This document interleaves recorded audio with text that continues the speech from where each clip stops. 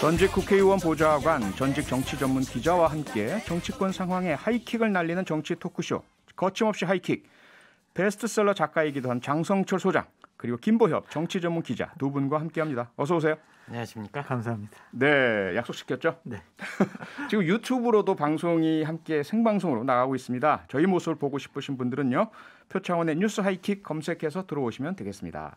자, 그럼 첫 번째 이슈 먼저 준비된 내용 들어보시겠습니다.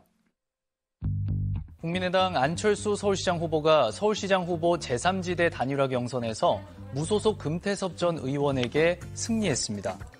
결과 발표 직후 안 후보는 입장문을 내고 이제 시민의 뜻을 받들어 필승할 수 있는 최종 야권 단일 후보를 선출해야 할 것이라며 국민의힘 후보가 선출되는 즉시 만나겠다고 강조했습니다. 민주당의 서울시장 최종 후보도 오늘 확정됩니다. 네, 첫 번째 이슈는 4월 7일 보선 슈퍼위크입니다. 조금 전에 더불어민주당 서울시장 보궐선거 후보로 박영선 후보가 선출이 됐습니다. 확인이 된 사안이고요. 그리고 오늘 오전에는 안철수 국민의당 대표가 금태섭 예비 후보를 꺾고 소위 제3지대 단일 후보로 뽑혔죠. 그리고 목요일에는 국민의힘 서울시장 부산시장 후보가 확정될 예정입니다. 그야말로 4.7 보선 슈퍼위크 중요한 한 주인데요. 민주당과 제3지대 경선에서 아직까지 이변은 일어나지 않았습니다. 장 소장님 예상한 대로인가요? 예상한 대로입니다. 네. 어차피 이게 누가 나가면 이겨, 누가 나가면 서울시장에 이겨라는 것 때문에 네. 이런 결과가 나온 것 같아요. 그동안 각종 여론조사를 통해서 박영선 후보가 좀 더 경쟁력이 있지 않았느냐, 안철수 후보가 경쟁력이 높다라는 것이 증명됐거든요. 네. 그러한 민심을 당심이 따라간 것이다라고 보여지고요. 네. 그리고 이제 국민의힘 후보 같은 경우에는 3월 4일 결정이 되는데 예. 서울시장 후보 같은 경우에는요, 그러니까 룰에 상당한 좀 뭐 어드밴티지가 있어요. 그러니까 여성 가산점 10%. 예. 그래서 당에서는 지금 두 분 사이의 지지율은 상당히 좀 박빙인데 네. 가산점 때문에 나경원 후보가 조금 더 유리한 거 아니냐라는 전망도 지금 나오고 있습니다. 네. 그런데 지난주에 그 박성중 의원이 나오셔서 네. 단일화 경선 때는 그 여성 가산점을 포기하는 방향, 없애는 방향 추진한다 이렇게 주장을 하셨었거든요. 그걸 조은희 후보가 네. 이제 제안을 했어요. 네. 나경원 후보한테 우리 그냥 이런 거 없이 떳떳하게 합시다라고 했는데 나경원 후보가 아니 저는 그냥 여성 가산점 현실적인 없던 걸로 됐습니다. 네. 아니 근데 안철수 후보와 단일화 경선 때는 또 룰을 새롭게 해야 될 거 아닙니까? 하는데 결국에는 그때는 여성 가산점 제한을 할 수가 없겠죠. 할 수 없겠죠. 네. 네. 김보혁 기자는 왜 이변이 일어나지 않았다고 보세요? 우상호 후보가 민주당의 적자임을 주장을 하면서 예. 민주당 다움을 내세웠지만 네. 소장님 말씀대로 누가 더 경쟁력이 있느냐, 야권 후보를 상대로 누가 더 이길 수 있겠느냐 이걸 판단한 것 같고요. 네. 제가 그 투표 결과를 분석을 해보니까 당원에서는 이제 전체적으로 보면 7대3 정도로 박영선 후보가 우세한 걸로 나왔는데 7대3이요. 예. 네. 당원에서는 조금 격차가 적고 시민에서는 격차가 조금 벌어지고 어쨌든 당원들도 그 경쟁력을 더 높게 봤다 이렇게 판단할 수 있을 것 같습니다. 네. 그리고 저는 이제 뒤에 그 패자들의 페이스북을 좀 봤습니다. 네. 금태섭 후보 같은 경우에 안철수 후보에 대해서 좋은 결과 있기를 기원한다 이런 표현을 썼고요. 예. 우상호 후보는 이제 더 큰 싸움이 나와 있다. 민주당 승리 위해 할 수 있는 모든 역할을 다하겠다. 네. 두 사람의 차이가 좀 느껴지죠? 아하. 조금 온도의 차이가 좀 느껴지네요. 아니요, 굉장히 큽니다. 굉장히 금태섭 후보는 네. 잘해봐 정도. 예. 우상호 후보는 이제 우리 싸움이니까 같이 손잡고 이깁시다. 같은 편이다라는 걸 확실히 네. 얘기를 했고요. 네, 그럼 이제 여야 대결에 대한 전망 한번 볼까요? 리얼미터가 YTN 의뢰로 2월 22일부터 26일까지 2,513명을 대상으로 조사한 정당 지지율 결과를 보니까요. 더불어민주당이 국민의힘을 오차 범위 안에서 조금 앞서고 있는 그런 상황이고요. 지역별로 나눠보면 서울은 민주당, 부산은 국민의힘이 앞서는 이런 상황입니다. 과연 이러한 정당 지지율이 보궐선거 결과에도 그대로 적용될 것인가? 또 이변이 있을 것인가? 장 소장님 어떻게 보세요? 부산 같은 경우에는 그냥 정당 지지를 따라할 것 같아요. 네. 근데 서울 같은 경우에는 좀 다르게 분석을 해봐야 합니다. 어떻게요? 2000년도 이후에 네. 6번의 서울시장 선거가 있었는데 예. 대통령 지지율이 45%를 넘으면은요 여당이 이겼어요. 네. 근데 45% 이하일 때는 다 야당이 이겼어요. 아하. 그래서 2번은 여당이 이기고 네. 4번은 야당이 이겼어요. 그러니까 이 서울시장 선거 같은 경우에는 정당 지지율보다 대통령 지지율을 더 눈여겨봐야 한다라는 것이고요. 네. 2014년 예를 한번 들어볼게요. 그때 지방선거 때 새누리당이 지지율이 38%였어요. 예. 당시 야당이었던 새정치민주연합 지지율이 32%였어요. 정당 지지율은 여당이 높았죠. 네. 근데 그 당시 박근혜 대통령의 지지율이 39%였어요. 아하. 그래가지고 이 부분 여기서도 그때 야당이 승리를 했거든요. 네. 이번에도 그런 법칙이 좀 적용되고 맞지 않을까라고 조심스럽게 전망해 보는데 네. 현재 대통령 지지율이 40% 내에서 왔다 갔다 하잖아요. 그렇죠. 지금 여당에서는 5%를 올려야 한다라고 제가 좀 분석해서 말씀드립니다. 네, 여당을 위해서. 네. 김보혁 기자 동의하십니까? 여론조사 결과는 좀 참고만 하면 될 것 같습니다. 네. 근데 이제 이 같은 여론조사에서 한 달 전만 해도 서울에서 민주당이 한 10%포인트 뒤졌었거든요. 그렇죠. 추세로 보면 민주당이 많이 따라잡았다. 불만한 선거가 될 것 같다. 그렇죠. 네. 그런 생각이 들고요. 그 대통령 지지율이 정당 지지율보다 더 중요하다라는 그 분석은 어떻게 생각하세요? 제가 이렇게요. 예. 아니 자료를 가지고 역대 결과가 그렇다라고 역대 결과가. 하면은 존중을 해드려야죠. 네, 네. 근데 그거 역시도 알겠습니다. 참고만 좀 하겠습니다. 알겠습니다. 역시 여론조사는 참고 일희일비하지 않는다. 뭐 이런. 근데 한 가지만 저 더 말씀드리면 말씀하세요. 예. 지난주에 보면은 여권에 상당히 긍정적인 뉴스들이 많이 나왔어요. 네. 백신 확보했다, 백신 주사 맞는다, 우리나라 코로나 극복을 위한 첫걸음이 시작됐다라는 그렇죠. 것과 네. 4차 재난지원금 어려운 분들에게 나눠드립니다라고 발표했잖아요. 네네. 그러한 여권에는 긍정적인 여러 가지 일들이 일어났고 네. 야권은 계속 경선 가지고 되냐 안 되냐, 단일화 되냐 안 되냐 이런 부정적인 뉴스만 나왔거든요. 네. 그러한 것도 좀 지지율에 영향을 좀 미치지 않았을까 생각이 듭니다. 네. 자, 그 제3지대 경선에서 승리한 안철수 대표. 국민의힘 후보가 선출되는 대로 곧바로 최종 단일화 협상에 들어가겠다 이런 입장을 밝혔어요. 김보혁 기자는 그동안 결과적으로 단일화 안 될 거다 이런 전망을 많이 해주셨었는데 지금 보면은 어쨌든 양측이 상당히 신경전이 가열되고 있는 그런 모양입니다. 어떻게 전망하세요? 단일화는 쉽지 않을 거라는 생각은 여전히 변함이 없고요. 된다니까. 특히 아름다운 단일화는 힘들다. 네. 왜냐하면 단일화 앞에 숨겨진 두 글자 나로 단일화가 있기 때문에 그렇다라고 생각을 합니다. 네. 그 앞으로 신경전이 치열해질 텐데요. 여론조사 방식으로 하게 되면 안철수 후보 쪽은 경쟁력 위주로 네. 대여 상대 후보를 누가 이길 수 있느냐 이 경쟁력 위주로 하자는 문항을 넣을 것 같고 그렇죠. 국민의힘 쪽에서는 아무래도 당을 앞세우는 그런 문항을 넣으려고 네. 할 것 같습니다. 그리고 여론조사에서 역선택 방지를 어떻게 할 거냐 이거 가지고도 아마 좀 치열한 수싸움이 있을 것 같고요. 네, 장성철 소장은 계속해서 결과적으로 단일화 될 거다라는 말씀을 계속 해오셨어요. 단일화 안 되는 지금 상황 어떻습니까? 생각을 하니까요. 네. 절박감이 좀 있는 것 같습니다. 근데 경선 룰과 관련해서는 두 가지 정도 포인트가 있는 것 같아요. 네. 우리 김보혁 기자님 말씀하셨던 것처럼 경쟁력 조사할 거냐, 적합도로 할 거냐 이 두 가지가 좀 문제고 예. 또 하나는 안철수 후보가 2번을 달고 나가는 게 유리하냐. 안철수 후보로 됐을 경우 네. 4번을 달고 나가는 게 유리하냐. 그래서 단일화 협상 과정 중에서 단일화 협상 과정 중에서 최종적으로 당신이 단일 후보가 되면 예. 국민의힘으로 들어와라, 입당해라 라는 그런 요구 조건으로 내걸 수가 있어요. 그러니까 이러한 두 가지 변수만 제외하고 네. 특별히 문제될 것이 없는데 네. 기본적으로 뭐 적합도 지지도에서 높은 사람이 양자 대결했을 때 낮을 리도 없고 양자 대결에서 높은 사람이 지지도나 적합도에서 낮을 리도 없어요. 네. 그러니까 이건 별로 중요한 문제가 아닌 것 같고 상당한 쟁점 중에 하나가 2번이냐 4번이냐 아하. 이 문제를 어떻게 안철수 후보가 결정할지 네. 그분이 귀추가 주목됩니다. 관점이 그 부분이다. 네. 지금 3141님께서요. 들으시다가 문자를 주셨는데요. 단일화 관련해서 김종인 위원장이 재보궐 이후 자신은 사라진다고 하셨던데 무슨 뜻일까요? 이런 질문을 주셨어요. 어떻게 해석하십니까? 사실대로 말씀드려도 되나요? 사실대로 말씀을 해 주십시오. 네. 속내는 그러신 것 같아요. 그냥 아니 우리 당 국민의 후보가 안 되면은 내가 비대위원장으로서 책임지고 사퇴를 해야지. 아하. 내가 어떻게 내가 별로 좋아하지도 않고 정치적으로 인정하지 못하는 예. 안철수 후보를 위해서 내가 어떻게 선거운동을 하겠느냐라는 속내인데 네. 다음에 기자들이 집중적으로 취재가 들어갔어요. 예. 진짜 이거 안철수 후보 되면 사퇴하실 거예요? 그랬더니 아니야 나 그런 말 한 적 없어 라고 부인하셨습니다. 네. 근데 임기가 4월까지 아니에요? 임기는요 다음번 전당대회 때까지로 돼 있어요.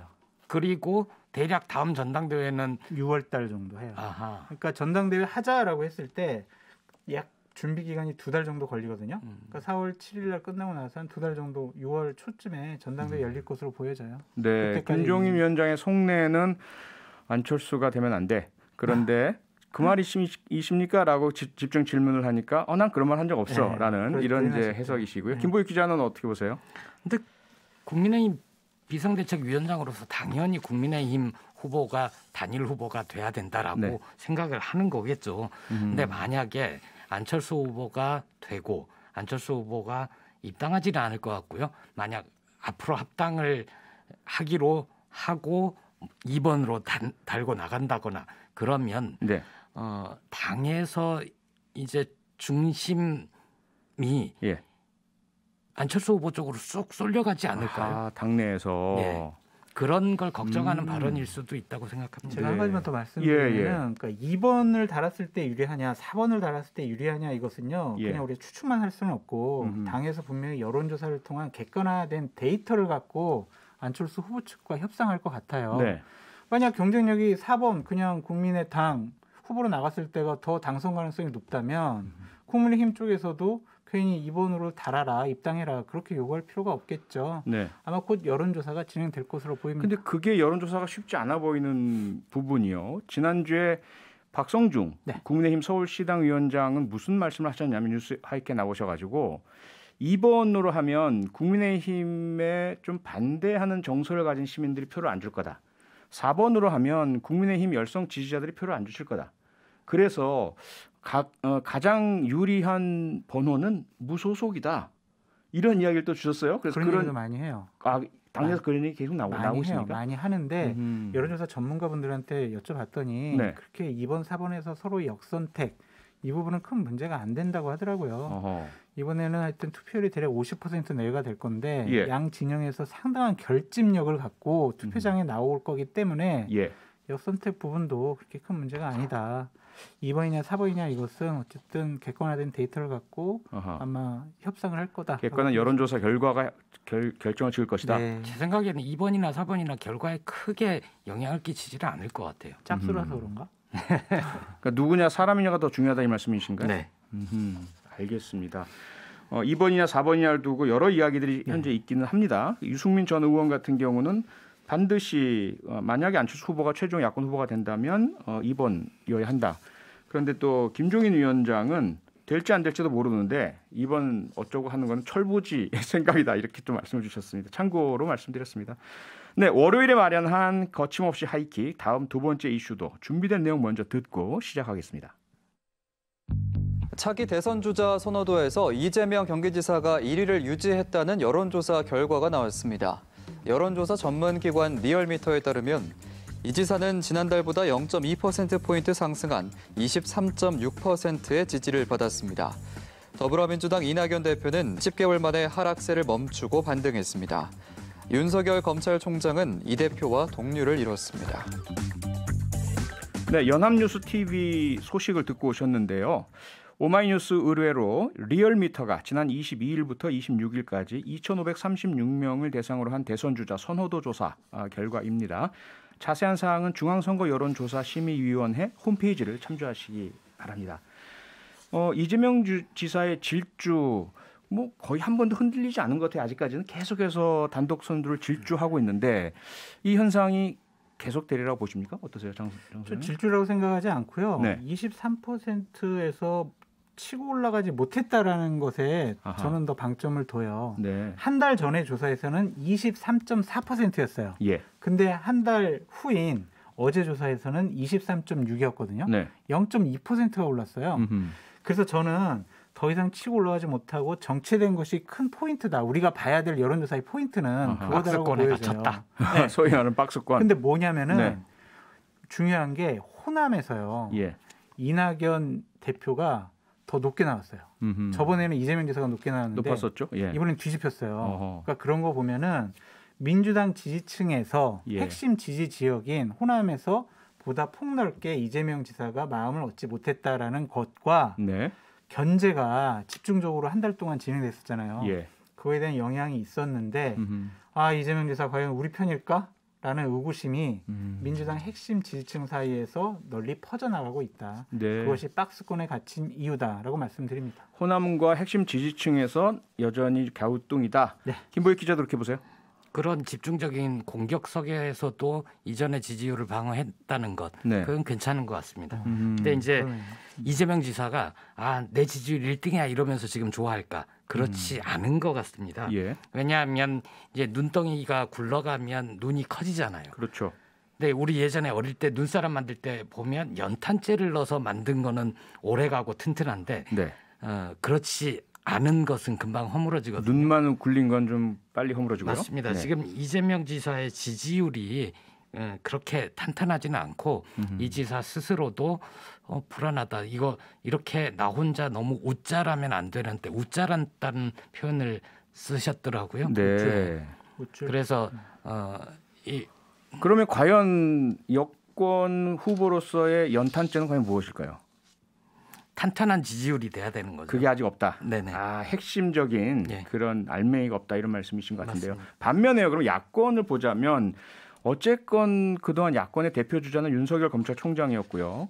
한때 상당히 높게 올라갔다가 지지율이 계속 떨어지고 있는 모습이에요. 특히 이제 이 윤석열 총장에게서 떨어져 나간 지지율이 어디로 갔는지가 보이지가 않아요. 야권 그 주자 누구도 흡수하는 모습을 안 보이고 있거든요. 그러다 보니까 야권 후보들은 자기들의 어떤 그 선명성 내세우기보다는 1등 때리기 여기에만 골몰하고 있는 이런 모양새로 좀 보이고 있습니다. 맞습니다. 그래서 이 상황 어떻게 보고 계세요? 기본적으로 야권 후보에게는 현재로서는 국민들의 마음이 가 있지 않다. 다음번 대선 후보로서 인정하지 못하고 있다라는 평가라고 보여지고요. 네. 윤석열 총장 같은 경우에는 언론의 주목도가 떨어지면서 네. 선호도가 좀 떨어진 것이 아니냐라는 생각이 드는데 언론의 주목도 네. 예. 그 정도였는데도 저 정도 15% 정도 내외의 지지율을 유지하는 것을 보면 네. 어쨌든 대선 후보군으로서 상수로 자리 잡았고 어느 정도 매니아층이 형성이 돼 있다라고 저는 분석해 보고 싶습니다. 매니아층은 분명히 있다. 네. 상수로 자리 잡았고요. 김보익 기자는 어떻게 보세요? 야권은 좀 대선 생각하면 많이 답답할 것 같아요. 네. 특히 한숨만 이번에 나와요, 진짜. 서울시장 선거가 좀 잘못될 경우에는 그 예비 대선 주자들이 몰락하는 거잖아요. 우수수 다 떨어져 예. 버리죠. 예. 그래서 그게 좀 위기감을 가져야 될 것 같고 윤석열 총장 같은 경우에는 저는 거품이었다고 봅니다. 이 문재인 대통령은 싫은데 이 정부는 싫은데 받아 넣을 만한 사람이 없으니까 그게 윤석열 총장한테 가 있었던 거죠. 근데 거품도 오래가면 딱딱해지면 그게 실체가 되기도 하잖아요. 딱딱해진 거품이다. 근데 이제 네. 그 야권의 대선 주자들이 워낙 빈약하다 보니까 예. 그 지지율을 가지고 있다가 대선 출마 가능성이 없는 거 아닌가? 지금까지 저러고 있는 걸로 보면 네. 그래서 좀 자연스럽게 조정된 거 아닌가 이렇게 봅니다. 예, 약간의 어떤 시각의 차이가 보여집니다. 윤석열 총장에게 장성철 소장은 그래도 15%가 넘는 지지율이 유지되는 것을 보면 이미 대선 후보로서의 상수로서 자리를 잡았고 핵심 지지층이 형성된 것으로 보인다. 이렇게 의견을 주셨고요. 김보익 기자는 그 동력이 사라지고 약해지고 있는 것 같다라는 그런 말씀인데요. 자, 마지막으로 역시 윤석열 총장 이야기로 마무리를 줘야 될 것 같은데요. 과연 그러면 앞으로는 어떻게 될 것인가? 여러 이슈들이 불거지고 있습니다. 검찰 개혁 관련해서 특히 이제 중대범죄수사청 관련해 상당한 지금 검찰 내부의 어떤 분위기도 좀 움직임도 보이고요. 앞으로 과연 윤석열 총장의 행보는 어떻게 될 것이다. 짧게 부탁드릴게요. 장성철 소장님. 저는 정치할 수밖에 없다라는 생각이 들고 할 수밖에 없다. 그분이 정치를 했으면 좋겠다라는 생각이 듭니다. 네. 기본적으로 여러 가지 경쟁력이 있고 시대적인 의미가 있다라고 보여집니다. 음흠. 지금 검찰총장이라는 갑옷을 입고 있는데도 저 정도 당하고 있는데 예. 정치인이라는 방탄복을 입지 않으면 여러 가지 공격을 막아낼 수가 없다. 개인적으로? 정치하시라라고 말씀드려요. 네, 김보익 기자는요. 저는 안 할 것 같아요. 아하. 스스로 잘 판단하리라고 보는데 네. 그 사실 총장이면 앞으로 검찰 인사에 관여할 수가 없잖아요. 예. 올 7월에 퇴임을 하면 네. 그러면 진짜 레임덕이거든요. 윤 총장의 쓰임새로 그래서 이제 검찰 내에 좀 강경한 분들이 이번에 직을 걸고 싸우고 장렬하게 전사하라 마지막. 이런 걸 주문하는 것 같은데 네. 저는 임기도 채울 것 같습니다. 임기 채울 것 같다. 알겠습니다. 거침없이 하이킥 오늘도 거침없는 정치 평론 고맙습니다. 다음 주에 뵙겠습니다. 김보협 기자, 장성철 소장 두 분과 함께했습니다. 평일 저녁 6시 5분에 여러분을 찾아갑니다. MBC 라디오 표창원의 뉴스 하이킥.